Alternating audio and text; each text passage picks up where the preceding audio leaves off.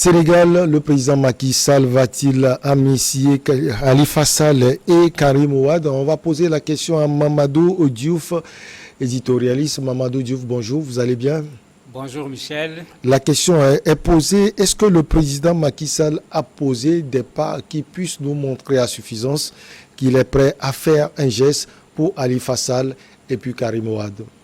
Oui, il a posé des pas, puisque rappelez-vous qu'à l'étranger, plusieurs fois, on lui a posé cette question de l'amnistie. Il avait promis de revenir sur la question après l'élection présidentielle à l'époque. On est très loin de l'élection présidentielle. Le débat se pose également au Sénégal, où il y a des gens qui réclament cette amnistie. Et ce qui est curieux, on n'a pas vu Khalifa Sall, on n'a pas vu Karim Wade eux-mêmes réclamer cette amnistie. C'est certains de leurs partisans qui le réclament. Pour dire les choses comme elles sont, c'est lors d'un conseil des ministres que la question a été évoquée et relayée. Mais dans le conseil des ministres, le mot amnistie n'a pas été utilisé.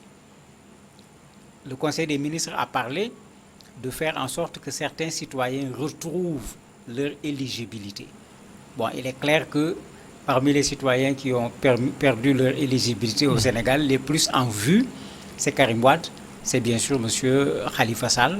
Et c'est pourquoi, puisque la question de l'amnistie faisait l'objet de débats pendant fort longtemps, toute la presse a titré directement Macky amnistie Karim Wade et Khalifa Sall, alors que on n'y est pas encore. Alors, quels sont les enjeux politiques qui se cachent derrière peut-être ce geste du président Macky Sall?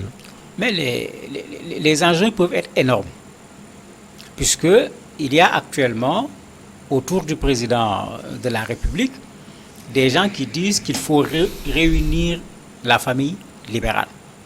Tout le monde sait que Macky est issu de la famille libérale. Quand on parle de famille libérale au Sénégal, c'est le PDS, c'est-à-dire le PDS à l'origine avec Maître Abdoulaye Wade. Ce qui veut dire que ce débat qui est posé, si Macky veut que ceux qui restent du PDS puissent s'allier avec lui, il ne peut pas le faire en gardant Karim à l'extérieur du Sénégal avec sa condamnation.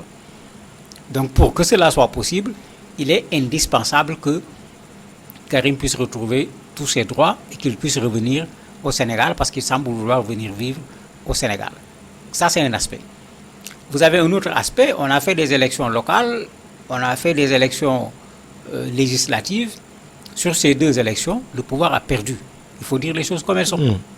Parce que quand on prend l'opposition éparpillée, c'est vrai, ça ne fait pas beaucoup de voix, mais quand on rassemble ces voix, le pouvoir a eu chaud.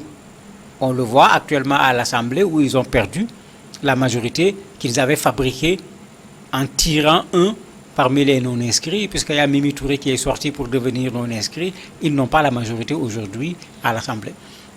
Donc le jeu politique est très serré actuellement au Sénégal. Macky, un bon fils de Wade, est un manipulateur, parce que c'est ça également nos politiciens malheureusement. Aujourd'hui, si on organisait au Sénégal des élections, Sonko a toutes les chances d'être celui qui va aller au second tour avec Macky. Parce que qu'il le batte au premier tour, ce n'est pas évident. Mais comme c'est lui la bête noire, si Khalifa ne peut pas être candidat, puisque Khalifa est dans Yewwi Askan Wi avec Sonko dans la même coalition, il va soutenir Sonko. Wallou est en coalition avec Yewwi Askan Wi. Wallou pourrait être tenté également de soutenir Sonko, mais ça peut être une stratégie pour casser ses soutiens en faisant que Khalifa soit candidat, que Karim également soit candidat.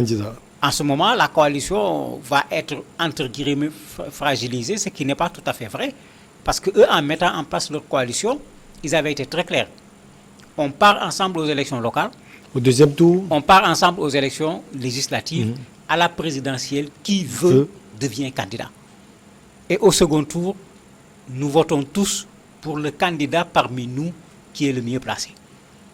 Donc la multitude ne pose en principe pas de problème, puisqu'eux, ils avaient déjà théorisé, ils savaient qu'il allait être difficile d'avoir un candidat unique.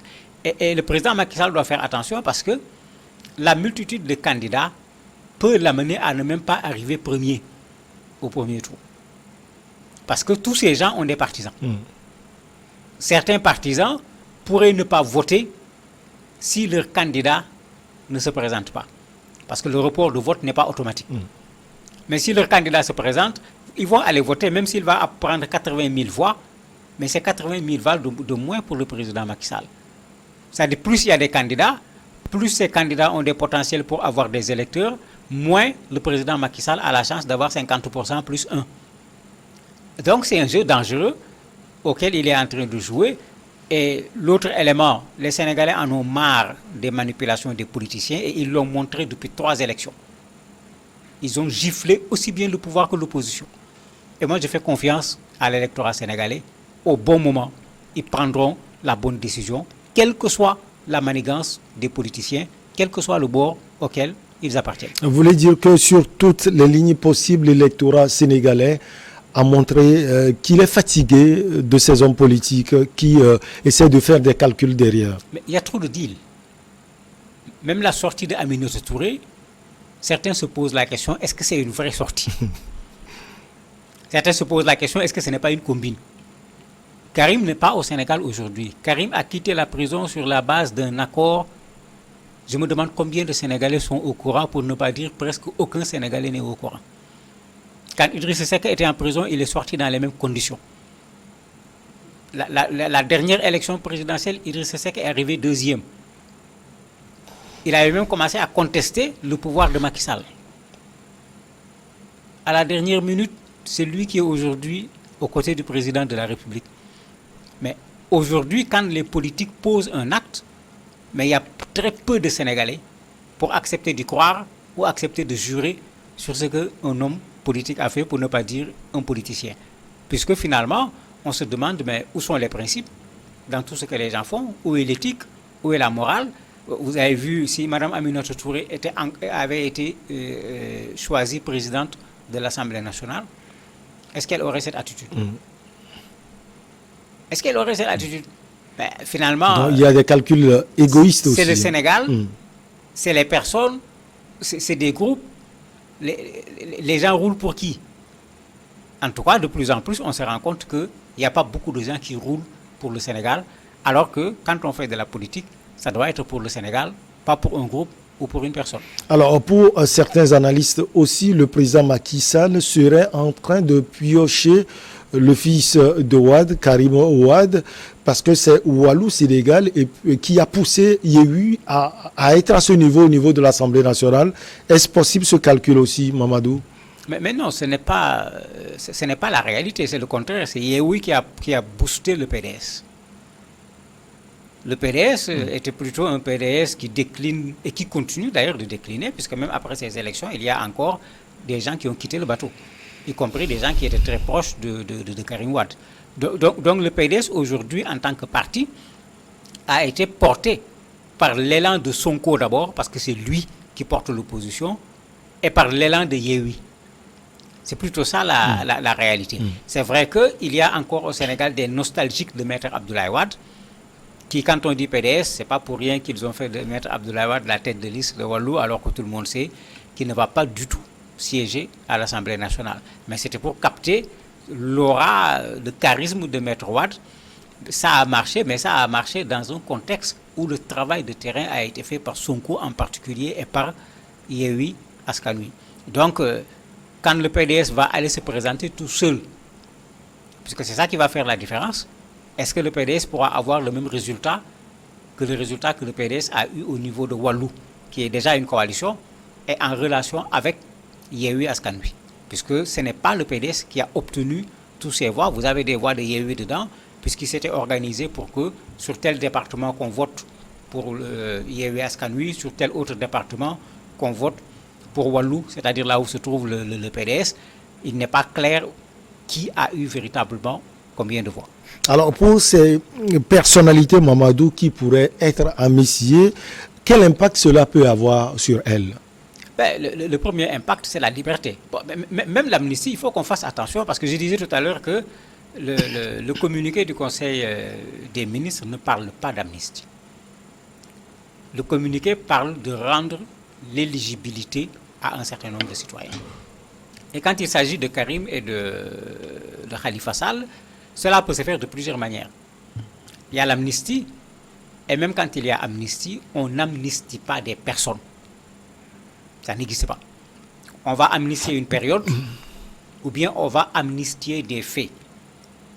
Maintenant, dedans, il y aura Karim Wade, il y aura Khalifa Sall et certainement il y aura d'autres personnes.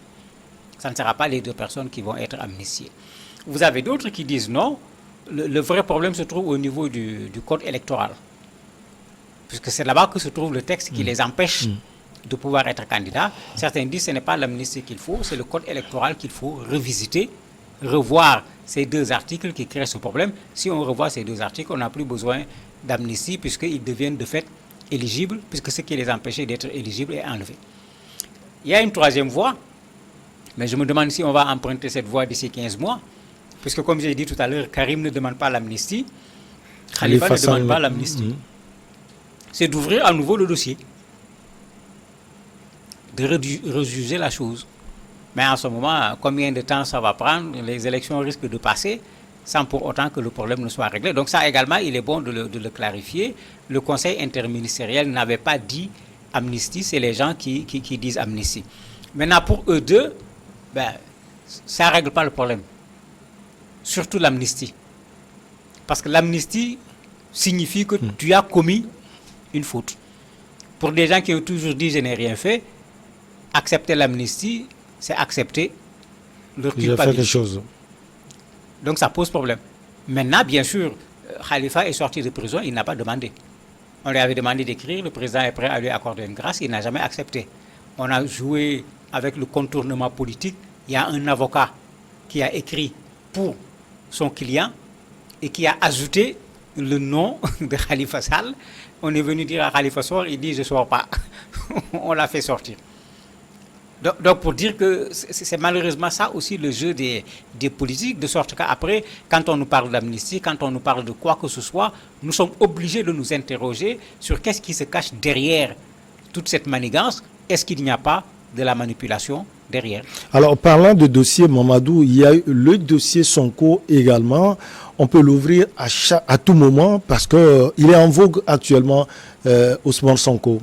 En tout cas, à la lecture du nouveau gouvernement, particulièrement à la lecture du ministre de la Justice, beaucoup de gens ont dit, mais attendez, ce monsieur, parmi les missions qu'il a, c'est de tout faire pour que Sonko soit jugé. Je préfère ne pas dire condamné parce que c'est aller trop loin dans une affaire qu'il faut clarifier.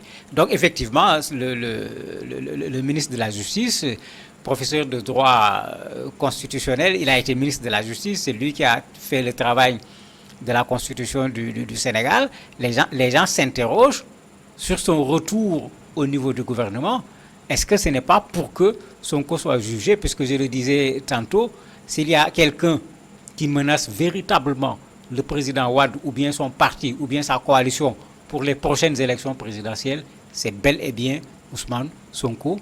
Et tout le monde se pose la question, est-ce que ce retour n'a pas, entre autres, comme mission de pouvoir le juger pour qu'il se retrouve dans la même situation que Khalifa et Karim en ne pouvant pas être candidats. Est-ce que tout cela peut créer des tensions au Sénégal?